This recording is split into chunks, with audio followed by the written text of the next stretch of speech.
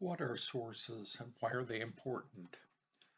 A source is something that gives detail about the name, birth, death, or marriage of an individual. They normally consist of digital copies of original documents which were written down at the time of the event by someone who had reason to know the details of the event. When these primary documents are non-existent or insufficient, they can be supplemented by transcribed oral tradition, books, and other similar secondary sources. So what's the purpose of sources? Sources have five principal purposes. The first is to obtain additional details about our relative. The second is to provide evidence of the details reported in the vital information. Third, since more than one person is normally mentioned in the records, we can identify additional relatives from the record of the base person. Fourth, they often provide additional clues as to where and when to search to find additional documents that we hope will provide more details. And fifth, it serves as a generalized research log for all users, reducing duplication of research efforts. As a general rule of thumb, it is generally best to use records found in FamilySearch Records as the first choice in finding and attaching documents. FamilySearch Records system is designed so that any given individual in that copy of the record can be attached to only one individual at a time. When this attachment has been made, an icon appears on every list of possible records indicating this individual in this record is no longer available. This reduces the number of puzzle pieces that have to be reviewed in resolving our portion of the giant jigsaw puzzle that is our shared human tree. Old records commonly have reporting, recording, and transcription errors.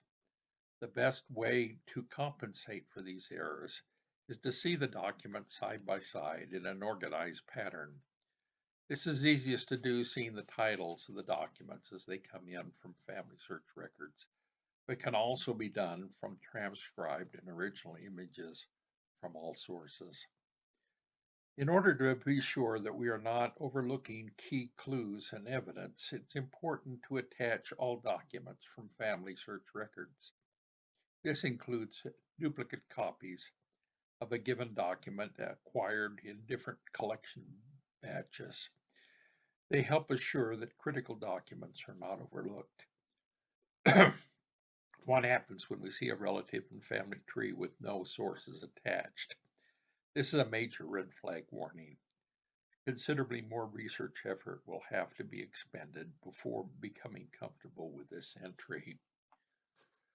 What happens if all of my family information comes only from oral tradition?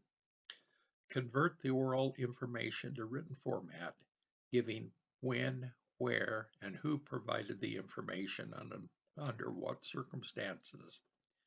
Then convert the written information into a source and attach it to everyone listed in the source. Remember that if written documents become available, they will take precedence over the oral tradition. So what happens when all of the information, or most of it, about a family member comes from a book or written family tree? This type of information is always suspect and subject to change as written documents become available.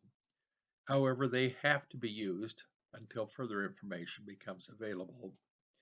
To use such a source, include the page image and provide the title, author, publishing year, and page number. That same source can then be attached to each relative listed on the page. Sources provide the defining evidence for each individual and family tree. They also provide the vehicle for identifying additional family members.